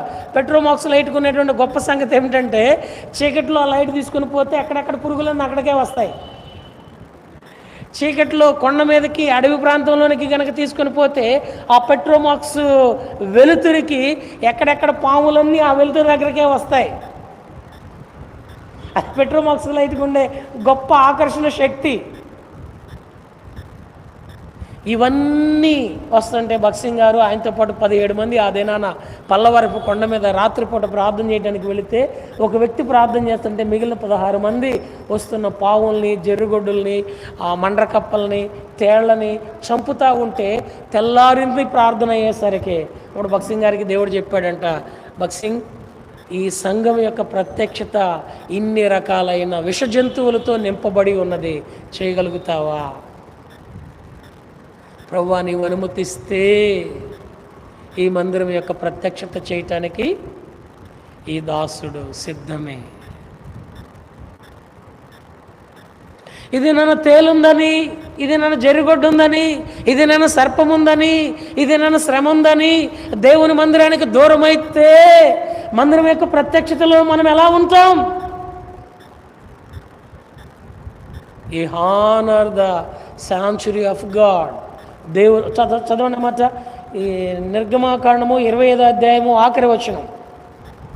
నిర్గమాకాండము 25వ అధ్యాయము ఆఖరి వచనం 40వ వచనం. కొండ మీద నీకు కనపరచబడిన వాటిని చేయుటకు జాగ్రత్త పడుము. ఈ సంఘ ప్రత్యక్షతలో, ఆ దినాల్లో సంఘములో ఆరాధన అంటే ఇలా ఉండాలని ఎవరు చెప్పారు? ప్రభు వల్ల అంటే ఎలా ఉండాలని ఎవరు చెప్పారు? బాప్తిస్మ ఎలా, అప్పటి వరకు బాప్తిస్మ ఎలా ఇచ్చేవారు? పెళ్లి కోసం ఇచ్చేవాళ్ళు, సంఘ సభ్యత్వం కోసం ఇచ్చేవాళ్ళు. అయితే కొండ మీద ఏ ప్రత్యక్షత అయితే దేవుడు తన దాసుడికి చూపినాడో దానిని చేయుటలో ఏమై ఉండాలా? జాగ్రత్త పడి ఉండాలా. దేవుని మందిరం యొక్క ప్రత్యక్షతను, ఆకాశం నుండి కలిగిన ఆ దర్శనములకు నేను అవిధేయుడను కాను. దేవుని మందిరాన్ని గణపరచాడు. అందుకనే మన మందిరంలో ఎక్కడైనా సరే ఈ మాట ఉంటుంది, నా మందిరము సమస్త జనులకు ప్రార్థనా మందిరం. దానికి ముందు ప్రిఫిక్స్ వర్డ్గా ఏది పెట్టేవారయ్యా అంటే, మందిరము బైబిల్లో ఉన్న పదాలనే తీసి అడ్రస్ కొరకు బేతేల్ అని, బేతనియా అని, బెరాకా అని, హెర్మోను అని, సియోను అని, మిస్పా అని కదండి. దేవుని మందిరాన్ని అంత ఘనపరిచాడు. విచారం ఏంటంటే, ఇవి ఇప్పుడు కొంతమంది వ్యక్తుల పేరు మీదకి మారిపోతూ ఉన్నాయి. దేవుని మందిరము వ్యక్తి పేరు మీద పిలువబడితే దానంత శాపం ఇంకొకటి లేదు, రాకుండా మానదు.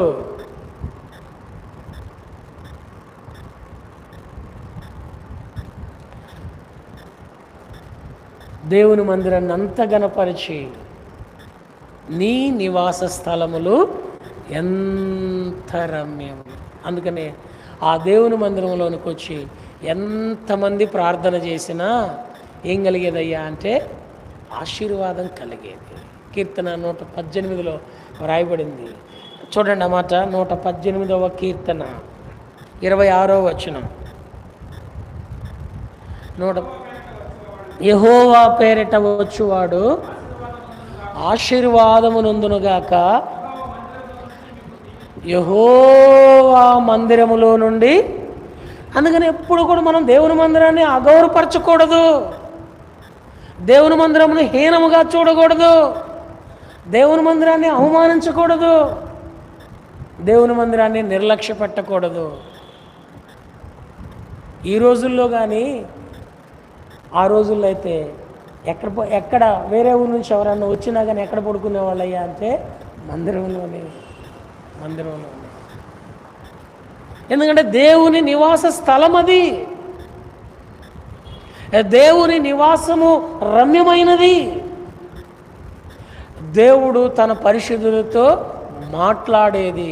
అందుకని మూడవ తలంపుగా ఆయన యొక్క సేవ ఆత్మీయ జీవితంలో మూడోది మనం ఏం తీసుకుంటామయ్యా అంటే అపోస్తల కార్యంలో 9వ అధ్యాయము 12వ వచనంలో, ఇదిగో అతడు ప్రార్థన చేయుచున్నాడు. He honour the supplication. అన్ని ఇంగ్లీష్లో సింపుల్గా గుర్తుండుకోవడానికి ఎస్ అనే సిరీస్ మీద తీసుకొచ్చాము అంతే. ఫస్ట్లీ హానర్ ద స్క్రిప్చర్స్, ఈ దేవుని వాక్యాన్ని గణపరిచినాడు. సెకండ్లీ ఈ honour the sanctuary of God, ఈ దేవుని యొక్క నివాస స్థలమును గణపరిచినాడు.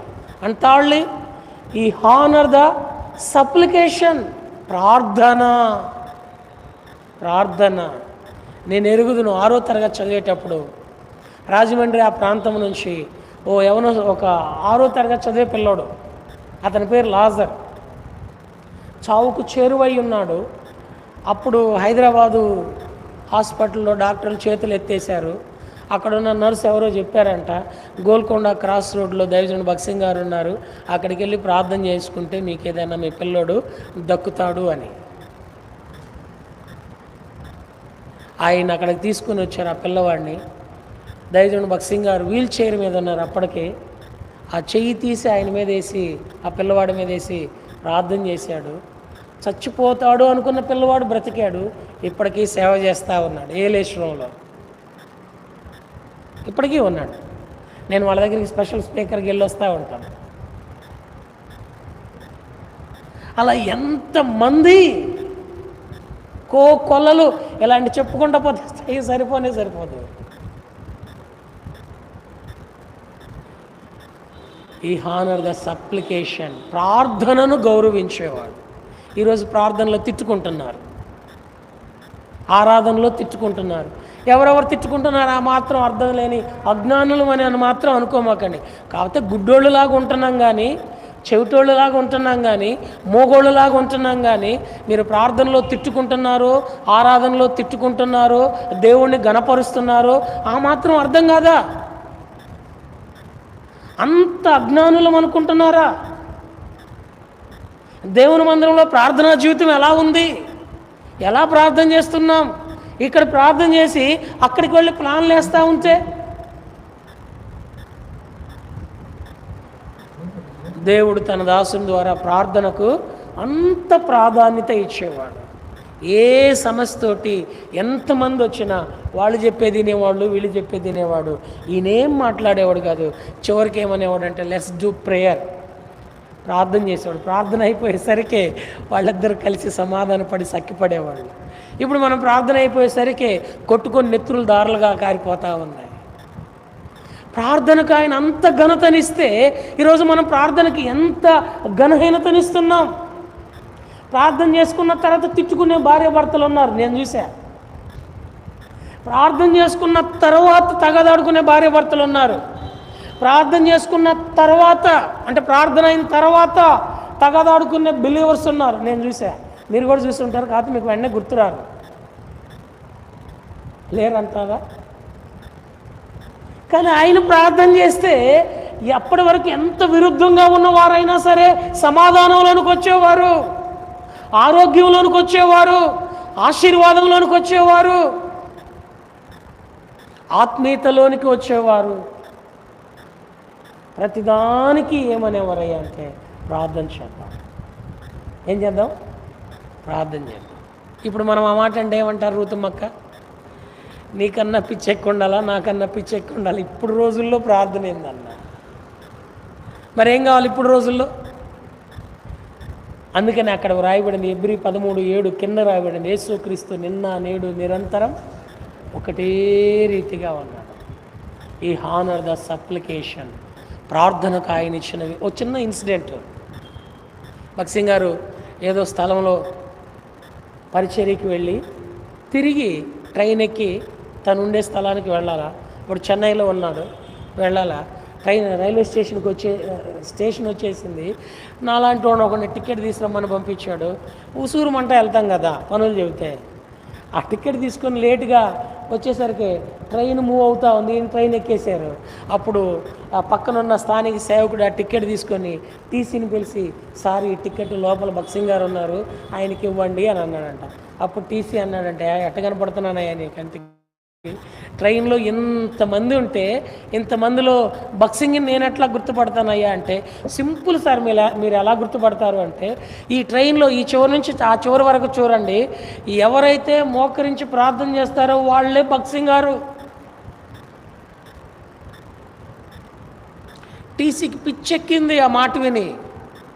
టికెట్ తీసుకొని తన టికెట్ కలెక్టర్గా ఇంకా మిగిలిన వాళ్ళని ఎవరిని కదిలించకుండా ఈ బోగిల్లో ఎవరు మోకరించి ప్రార్థన చేస్తున్నారు అని ఆ టికెట్ పట్టుకొని అక్కడి నుంచి వెళుతూ ఉంటే, ఒక బోగిలోనికి వెళ్ళేసరికి కరెక్ట్గా ఆయనకి ఏ టికెట్ అలాట్మెంట్ అయిందో ఆ టికెట్ దగ్గరే, ఆ సీట్ దగ్గరే ఆయన మోకరించి ప్రార్థన చేస్తూ ఉన్నాడు.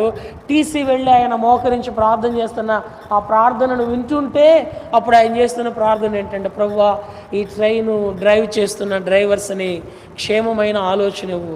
ఒకవేళ ఇంట్లో ఏదైనా మనశ్శాంతి లేక భార్య ఏదైనా అంటే మనస్తాపంతో డ్రైవింగ్ చేస్తున్నాడేమో, మనసు కుదుటపరచు, అతను దర్శించు, అతను రక్షించు. ఈ ట్రైన్లో డ్యూటీ చేస్తున్న టికెట్ కలెక్టర్స్ ఉన్నారు, వారి కుటుంబాల్లో ఏవైనా వ్యాధులు ఉంటే, బాధలు ఉంటే, ఇబ్బందులు ఉంటే వారి ఇబ్బందులను నెమ్మది దయచేయి. ప్రయాణం చేస్తున్న ప్రతి ప్రయాణికుడిని జ్ఞాపకం చేసుకో, నీ ఏర్పాట్లో ఉన్న వారందరిని దర్శించు. ఇది ఏ ఏ ఊరి మీదుగా వెళుతుందో ఆ ఊరిలో మీ ద్వీపస్తంభాలు, మీ ఏర్పాట్లో ఉన్న వారందరినీ దర్శించు. ఎవరు వ్యాధుల్లో ఉన్నారో, ఎవరు నెమ్మది లేకుండా ఉన్నారో, ఎవరు చెప్పుకోలేని సమస్యల్లో ఉన్నారని అందరి కోసం ప్రార్థన చేస్తుంటే, ప్రార్థన అయిపోయే లోపు ఆ టీసీ బ్రాహ్మణుడు ప్రార్థన అయిపోయే లోపు మారు మనసు పొంది యేసు ప్రభువుని సొంత రక్షకుడిగా అంగీకరించాడు. ఇదిగో అతడు ప్రార్థన చేయుచున్నాడు. ఈ హానర్ ద సప్లికేషన్. మనం ప్రార్థన చేస్తుంటే, ఎందుకే నీకు ఈ ప్రార్థన అని భర్త అంటున్నాడు, ఎందుకండి నీకు ఈ ప్రార్థన అని భార్య అంటుంది, ఎందుకు మమ్మీ నీకు ఈ ప్రార్థన అని తల్లిదండ్రులు అంటున్నారు, ఎందుకు డాడీ మీకు ఈ ప్రార్థన అని పిల్లలు అంటున్నారు, ఎందుకు మీరు ప్రార్థనకి వెళ్తున్నారని ఊర్లో వాళ్ళు అంటున్నారు. మనం ప్రార్థన చేస్తుంటే ఒక్కోసారి మన మనస్సాక్షి మనకు అనిపిస్తుంది, మనకు ప్రార్థన అవసరం అంటారా, మనం ప్రార్థనకి వెళ్తాం వాస్తవం అంటారా, మన ప్రార్థనకి ఆయన ప్రార్థనకి ఎంత తేడా ఉందో చూడండి. కారణం ఏంటంటే, ప్రార్థన ఆలకించువాడు అని ఆయన ప్రార్థన చేస్తాడు. మనం ఏంటంటే ప్రార్థన చేస్తే ఏదో వస్తుంది అని ప్రార్థన చేస్తాం. రెండు ప్రార్థనే, తేడా చాలా ఉంది. ప్రార్థన చేస్తే ఏదో వస్తుందని ప్రార్థన చేస్తాం మనం. ప్రార్థన ఆలకించువాడు ఆయన తప్ప ఇంకా నాకు దిక్కెవరున్నారని ప్రార్థన చేస్తాడు ఆయన. ఈ హానర్ ద సప్లికేషన్, ప్రార్థనను ఘనపరిచినవాడు. 4-5 చదువుకొని నేను జ్ఞాపకం చేసుకొని ముగించుకుంటాం. ఇవన్నీ మీకు తెలిసిన మాటలే, కాకపోతే ఏదో దేవుడిచ్చిన భారం కొద్దీ ఉన్న గుర్తు చేస్తున్నాను అంతే. మిమ్మల్ని చెప్పమంటే కోకొల్లలు చెప్తారు, మీరు అనుభవజ్ఞులు కదా. 4వది ఏమిటయ్యా అంటే, ఈ హానర్స్ ద సెయింట్స్, ఆయన పరిశుద్ధులను ఘనపరిచేవాడు. ఓ మాట చూడండి,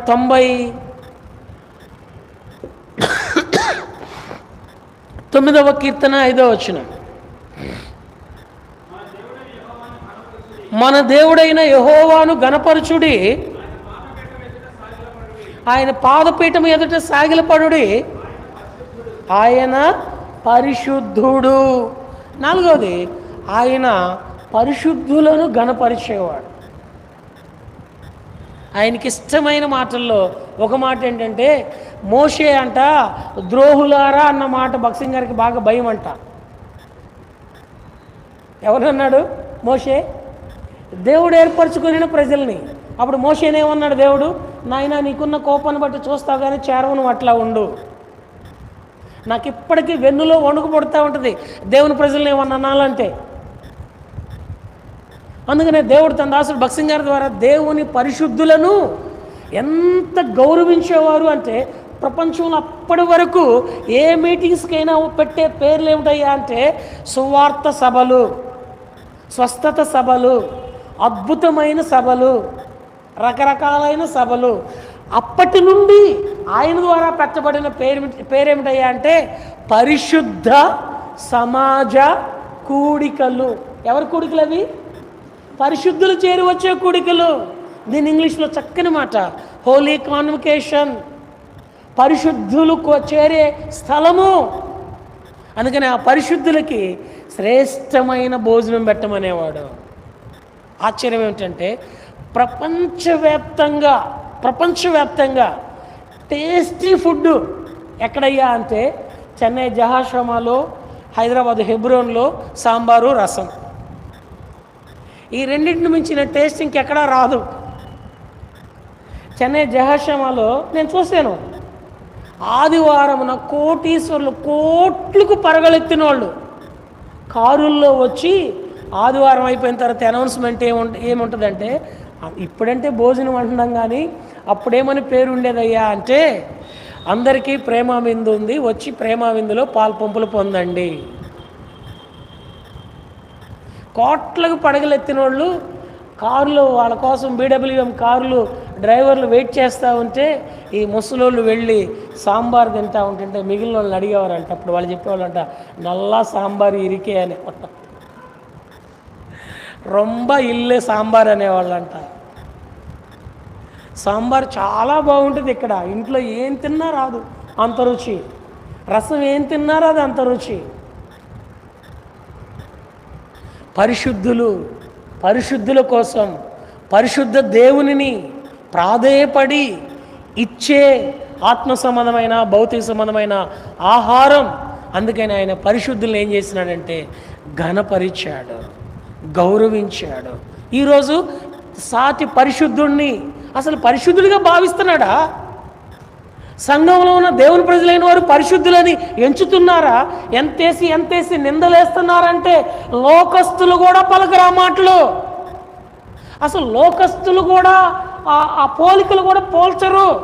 అంత భయంకరమైన విధానంలో పరిశుద్ధులను సంబోధిస్తున్నారు. ఆ దినాల్లో పరిశుద్ధ సమాజ కూడికలకు కానీ పరిశుద్ధ దైవ ఆరాధనకు కానీ వస్తే దైవజనుడు భక్త్ సింగ్ గారి ద్వారా ప్రార్థన చేయించుకొని వెళ్ళేవాళ్ళు, లేకపోతే స్థానిక సేవకుని ద్వారా ప్రార్థన చేయించుకొని వెళ్ళేవాళ్ళు. అప్పుడు ఆళ్ళులేండి, ఇప్పుడు కాదు. ఒక ఆయన అలా ప్రార్థన చేయించుకోవడానికి వెళితే భక్త్ సింగ్ గారి దగ్గరికి అప్పుడు అన్నాడంట, stay night go to tomorrow అన్నాడు. ఇంకంతే, ఏం మాట్లాడాల. ఆ రోజు ఆగిపోయాడు. ఆ రాత్రి మరుసటి రోజు పొద్దున్నే పేపర్లో వచ్చిన వార్త ఏంటంటే ఆ సహోదరుడు వెళ్ళాల్సిన ఊరికి వెళ్ళే ట్రైను యాక్సిడెంట్ అయి 100 మంది చచ్చిపోయారు. పరిశుద్ధుల విషయాల్లో ప్రార్థన చేసి ఆయన అంతగా ఆలోచించి చెప్పేవాడు, స్టే నైట్ గో టుమారో. ఈరోజు చెప్తే stay brother, wait and see brother అని అంటే ఇటు వీళ్ళకి ప్రార్థన చేసే లోపల వాళ్ళు కనపడరు, అటు వాళ్ళకి ప్రార్థన చేసేటప్పుడు వీళ్ళు ఇటు కనపడరు. పరిచర్యకి వెళ్ళేటప్పుడు ప్రార్థన ఉండదు, వచ్చిన తర్వాత ప్రార్థన ఉండదు, పరిశుద్ధులుగా ప్రార్థన ఉండదు. సేవకుడు ఏదైనా చెబితే అబ్బా నువ్వు చెప్తే మేము వినాలా, అబ్బా సర్లే, బయటికి వెళ్ళి మళ్ళీ కామెంట్ చూడయో ప్రార్థన చేస్తాడంట. పరిశుద్ధులకు మనమిచ్చే ప్రాధాన్యత పరిశుద్ధ దేవునికి ఇస్తున్నది. ఈరోజు మనము పరిశుద్ధుల విషయంలో మన మనసు ఎలా ఉందో మన విషయంలో ఆయన మనసు కూడా అలానే ఉంటుంది. ఆయన పరిశుద్ధులను అంతగా హానర్ చేసేవాడు. ఆఖరిదైతే ఊరినే గుర్తు చేసి ముగిస్తాను, టైం అయిపోయింది. ఇప్పుడు ఎన్ని విషయాలు చూసామన్నా బాబ్జన్న? 4 విషయాలు. మొట్టమొదటి ఏంటి? ఈ హానర్ ద స్క్రిప్చర్, దేవుని వాక్యాన్ని గణపరిచేవాడు. రెండవది ఈ honour the sanctuary of God, పరిశుద్ధాలయం అందున్న దేవునిని గణపరిచేవాడు. మూడవది ఈ హానర్ ద సప్లికేషన్, ప్రార్థనను గణపరిచేవాడు. నాలుగవది ఈ హానర్ ద సెయింట్స్, పరిశుద్ధులను ఘనపరిచేవాడు. ఆఖరిది ఐదోది ఆయన జీవితంలో మనం తీసుకుంటే ఈ హానర్ ద సిన్నర్స్. ఎక్కడికి వెళ్ళినా పాపుల విషయంలో ఆయన ప్రత్యేకమైన శ్రద్ధ. పాపాన్ని ద్వేషించేవాడు కానీ పాపని ఏం చేసేవాడంటే ప్రేమించాడు. ఇది అర్థం కావడానికి ఈ మాట అర్థం కావడానికి ఒక మాట చెప్తా, లేకపోతే తర్వాత నా మీద కామెంట్స్ ఏముంటాయి అంటే భక్సింగ్ గారు పాపులను ప్రేమించాడంటే ఇక నుంచి మనం కూడా పాపులను ప్రేమిద్దామని మా సేవకుడు చెప్పాడని ఇంత నిందలేస్తారు. భక్సింగ్ గారు పాపుల్ని ప్రేమించడం అంటే ఎలాగంటే ఓ విశ్వాసి ఇంటికి వెళితే మీటింగ్ కానీ ఏదైనా పుట్టినరోజు కానీ దేనికైనా కానీ వెళితే ఆ విశ్వాస ఇంటిలో ఎవరు కనబడినా ఎంత పెద్దోళ్ళైనా ఎంత చిన్నోళ్ళైనా ఆయన ఏమడిగావాడంటే, brother are you born again, sister are you born again, నువ్వు తిరిగి జన్మించినావా, పాపక్షమాపణ పొందినావా అని అడిగేవాడు. అంటే ఆ వ్యక్తి మీద ఏముంటే అడుగుతాడు, ఆ వ్యక్తి పాపములో ఉండకూడదు. యోహాను 3:3 ఏమున్నదంటే నిశ్చయముగా ఒకడు కొత్తగా జన్మించితేనే దేవుని రాజ్యానికి వారసుడు కాడు. ఇది నీ నా కుటుంబంలో రక్షణ లేని పిల్లలు ఉన్నారు, రక్షణ లేని తల్లిదండ్రులు ఉన్నారు. వారి విషయంలో ఏ రోజైనా ఆ బాధ్యత, ఆ శ్రద్ధ, ఆ వినయము, ఆ విధేయత, ఆ గౌరవము మనకుందా? ఈరోజు మనం వచ్చి మాట్లాడేది బ్రదర్ వాడేం చెప్పక మునిపే, బ్రదర్ మీకు తెలుసో తెలీదు భక్సింగ్ గారే బ్రదర్ ఈయనకి పేరు పెట్టింది. భక్సింగ్ గారి పేరు పెడితే పాపక్షమాపణ పొందకపోతే పరలోకం లేదు. బ్రదర్ మీకు తెలుసో తెలీదు, ఈ మందిరానికి పునాది రాయేసేటప్పుడు ఇటు రాళ్ళు మోస్తాడు బ్రదర్, రాళ్ళు మోస్తే పరలోకం రాదు. పాపక్షమాపణ రావాలా, పాపక్షమాపణ పొందాలా. బ్రదర్ మీకు తెలుసా, వీడికి ఉన్న విశ్వాసం నాకు కూడా లేదు బ్రదర్. విశ్వాసం ఉంటే కుదరదు, పాపక్షమాపణ పొందాలా. మీకు తెలియదు కానీ బ్రదర్, లోకంలో చేస్తున్న ఉద్యోగ బాధ్యతలు బట్టి మారు మనసు పొందలేదు కానీ వీడికి వాక్యం బాగా తెలుసు బ్రదర్. వాక్యం తెలిస్తే పరలోకం రాదు, పాపక్షమాపణ పొందాలా.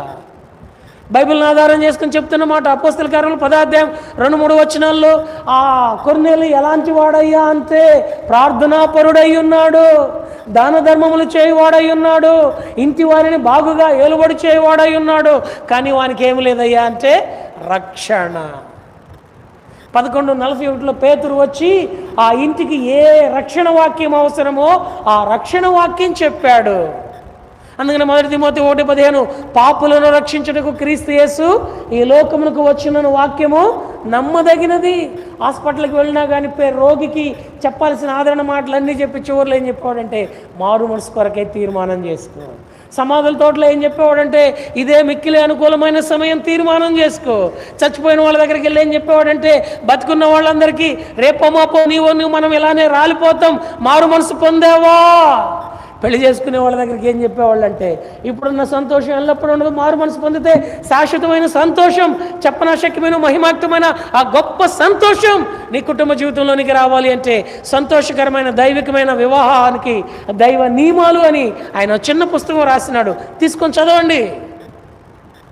పుట్టినప్పుడైనా, చచ్చిపోయినప్పుడైనా, పెళ్ళెప్పుడైనా, చావు ఎప్పుడైనా, రోగం ఎప్పుడైనా, సమాధుల తోటలోనైనా, పరిస్థితులు ఏ విషయంలోనైనా ఆయన మెయిన్ టార్గెట్ ఏమిటయ్యా అంటే సువార్త రక్షణ, సువార్త రక్షణ, సువార్త రక్షణ. కారణం పాపములో ఉన్న వారిని ప్రేమిస్తున్నాడు, పాపాన్ని ద్వేషిస్తున్నాడు, యేసుప్రభువు వారి ప్రేమను కనపరుస్తున్నాడు.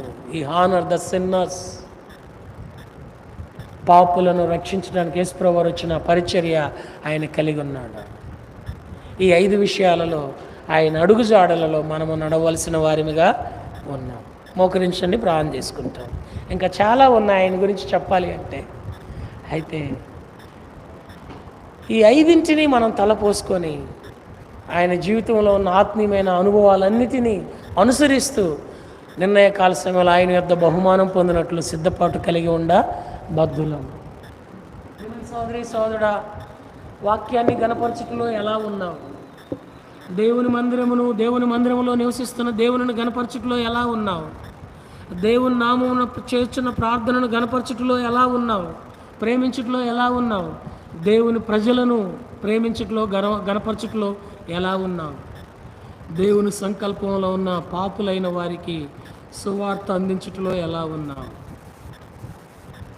ప్రియమైన తండ్రి, యేసుప్రభువు వారి పేరిట స్తోత్రాలు చెల్లిస్తూ ఉన్నాం.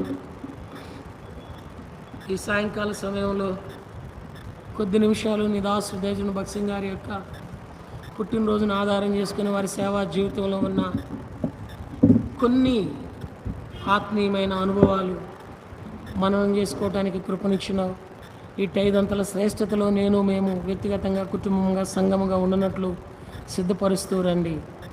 మా దేవా, మా ప్రభువా, రాగలిగిన ప్రతి సహోదరుడు కొరకు, ప్రతి సహోదరి కొరకు హృదయమారా మిమ్మల్ని స్తుతిస్తూ ఆత్మీయమైన, కుటుంబపరమైన, ఆర్థికపరమైన క్షేమం దయచేసి హృదయవాంఛ తీర్చి మహిం పొందండి. ఈ సమయంలోని ప్రజలను ప్రేమించి ఎవరి ప్రేమ ద్వారా తీసుకుని రాబడిన ఈ రిఫ్రెష్మెంట్ ఉన్నదో వారికి రావాల్సిన ప్రతిఫలం ఇవ్వండి. వారి అక్కర తీర్చండి. దేవా, కృతజ్ఞత కొరకే తీసుకుని వచ్చినారు. వారి పట్ల మీరు చేసిన మేలును బట్టి కూడా మిమ్మల్ని స్తుతిస్తూ తండ్రి, మీ స్వారూప్యతలోనికి తిరిగి జన్మించిన వారమై నిత్యత్వంలో మీ యొద్ద బహుమానం పొందినట్లుగా నీవు ఇచ్చిన వ్యక్తిగత, కుటుంబ, సంఘ సేవా జీవితంలో మా పైన వాక్యమును బోధించిన ఆత్మీయమైన పరిశుద్ధులను వెంబడించి పరిశుద్ధ దేవునిని ఘనపరచుటలో చాలిన కృప ప్రసాదించమని మీ దయగలిగిన స్థలకు అప్పగించుకుంటే యేసునామమున స్తుతించి ప్రార్థించి వేడుకుంటున్నాం మా తండ్రి. మన తండ్రి అయిన దేవుని ప్రేమ, కుమారుడైన యేసుక్రీస్తు వారి కృప, పరిశుద్ధాత్మ దేవుని యొక్క అన్యోన్య సహవాసము కూడి ఉన్న మనకును సకల పరిశుద్ధులకును విశేషముగా తన దాసుడు భక్సింగ్ గారికి ఇచ్చినటువంటి ఆ పరమ ప్రత్యక్షతలో పరమందున్న దేవునిని భూమి మీద, దేవుని సంఘములో, దేవుడిచ్చిన కుటుంబంలో, ఆత్మీయ జీవితంలో ఘనపరచాలని తీర్మానం కలిగిన తన వారందరికీ సదాకాలము దేవుడు తోడై ఉండి నడిపి కాపాడి ఆశీర్వదించునుగాక. Amen. Praise the Lord. Praise the lord.